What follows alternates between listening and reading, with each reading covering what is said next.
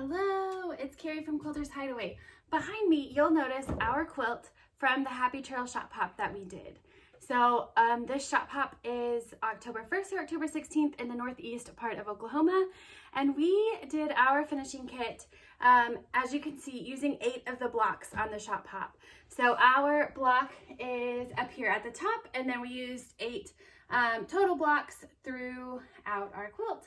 But here's the deal. This is our quilt version, but we're also doing a tree skirt version. So what I thought I would do is jump on here today and show you how to turn a quilt, like it is behind me, into a tree skirt. So I have a second quilt here. It's been quilted.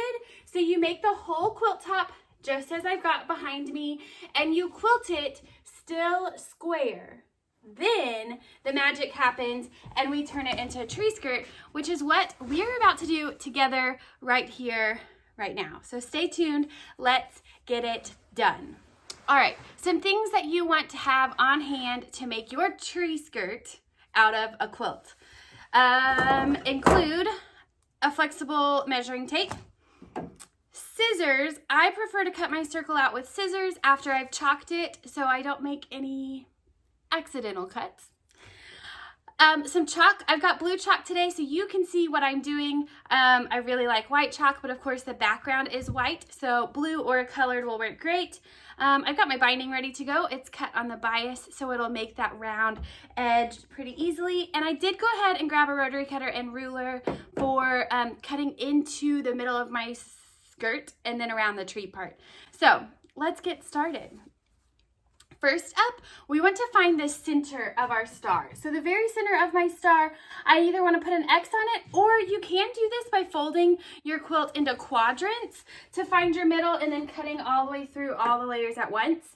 That's going to be a personal preference to you. I don't have a lot of space up here, so I think I am going to go ahead and do quadrants today. So we just fold the quilt into fourths. All right, so here my quilt is folded into fourths. So I have found the middle of my star. I'm going to go ahead and turn the camera over my shoulder so you can see what I'm working with on the table. All right, as you can see, I have folded my tree skirt into quarters. I'm going to go ahead and find some points on my tree skirt that I know that I want to line up. So these outside points, this is the point of one of my squares. I want to line up with the back side square, as you can see there. So I might put a pin straight through at this intersection and make sure that it's coming out as close to or right on that back square, as you can see there. So that's where I want it. I'm going to go ahead and put a couple pins to hold that in place, and it's right on my fold, so I'm going to put them up and down on either side.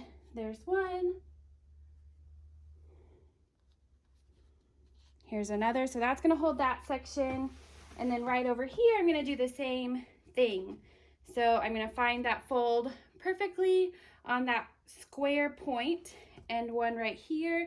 And I'm going to match those up and kind of give it a good shake in several spots. And then I'll put a pin in here as well. Okay, the other place you can do it is this is the center point, or this is another square, so I can go all the way through all 4 layers here. So I'm just going to start off by putting it through a couple and lining it up. So I'm a little off. Let's see if I can find that point. There it is. And then we're going to keep going through all 4 layers. So here's another layer, and whoop, that underside is off. So this is what I'm doing because I'm doing all 4 layers at once, or the quadrant. So once that pin is upright, up and down, I can stick a couple other pins in to hold it all together. And that might be a tough spot to pin because it's going through so many layers, but keep at it. There it is. Okay. So now that I've kind of lined up my 3 points that I want.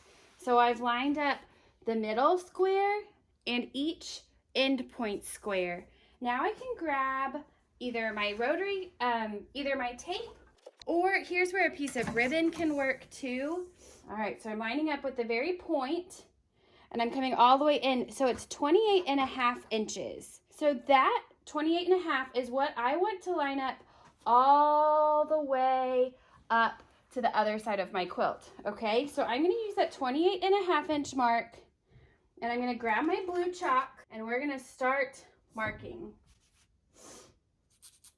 Oops, it's a brand new piece of chalk. It is coming out strong.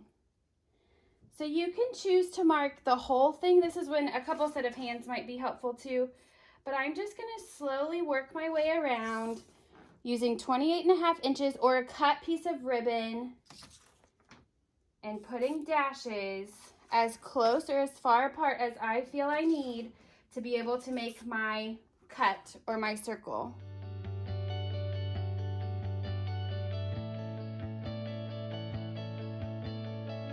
Okay, so now you'll notice that I've got my circular cut here, and I can even come through and really finish out this rounded edge, just like I'm doing with my blue chalk mark. So I know I'm gonna make a circle. All the way, perfect. As you can see, I've got this blue chalk all the way across. I'm gonna find the lid to my chalk now. Okay, now I can just grab my scissors and start cutting. If cutting all 4 layers makes you nervous, open it up and do that exact same thing with every side, all right? So you can open it up full and just make sure that you mark your center either with a little X or a pin or something so you know where to put, in my case, the 28.5 inch mark every time you make it. But I'm just gonna go ahead. I've got some pins in here. I can always add some more pins if I want. We're gonna come to this side. All right, and we're just gonna slowly start cutting. Like I said, I like to have that chalk mark so I know that I'm cutting a circular line, and then I just cut it with some pretty good scissors. All the way. Now I'm cutting through a lot of layers here. So if your scissors don't like that, cut through fewer layers at a time. It might take a little longer, but you'll be happier in the end. Let's take out these pins and see how well we did. Okay, so I'm gonna open her up. Not too bad. Looks pretty good to me. Now that I've got my circle done, I can pick whatever block I want to be my very back block. All right, so I've got my circle cut here. It looks really good. All the way around. Now I pick who I want my back block to be. And earlier, I decided I wanted this pinwheel block right here to be along the back because I thought I could cut right through the middle of those pinwheels and it would look pretty sharp. So I need to open it up, and this is where I'm gonna pull out my rotary cutter and use that. But because I forgot to mark my center X, I'm gonna go ahead and do that right fast. I grabbed a ruler that reaches both points. So the inside point of this, kind of inside point of this star point, or the corner of the block, and the corner of that block. I'm gonna grab my handy dandy blue chalk again, line that ruler up, and approximately in the middle, I'm just gonna make a blue dash, and the same with this corner.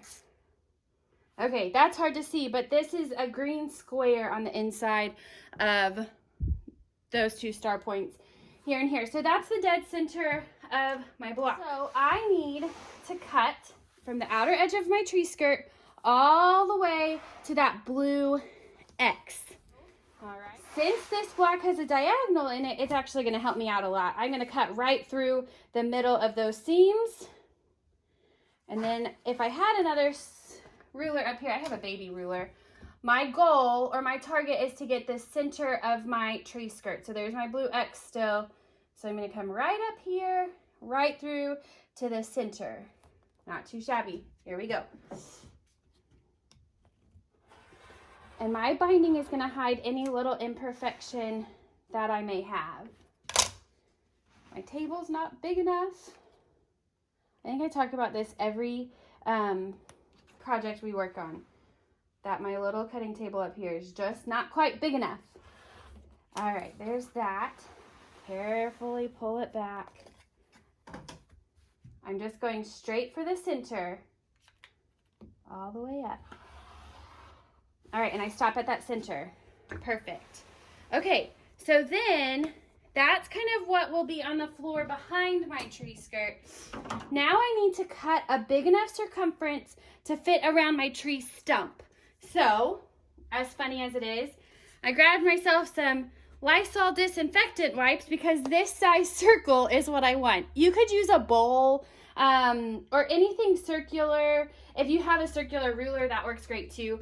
I'm just gonna set my little Lysol container that we all have at this point on top of my skirt, draw that circle with my blue chalk, pick it up, and go back to my scissors and cut that circle out. You could also make this a square if you wanted. Just whatever works, that'll go around your tree. So if you use a real tree and you have a big tree stump, you might need a bigger circle here. Okay, so like I said, I've got red binding. I did cut it on the bias.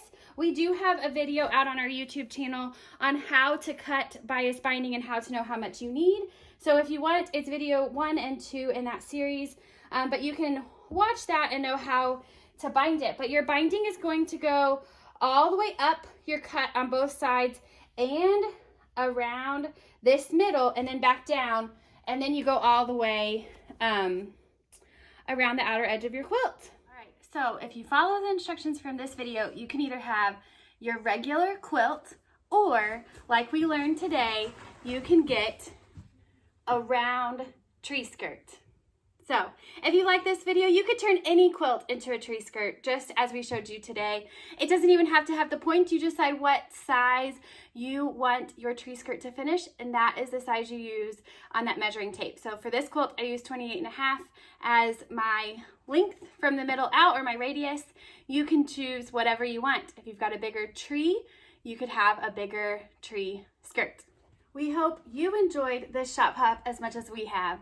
And if you get your tree skirt made, share it below or tag us on any kind of social media that you have. We'd love to see it. Otherwise, have a great day and Merry Christmas.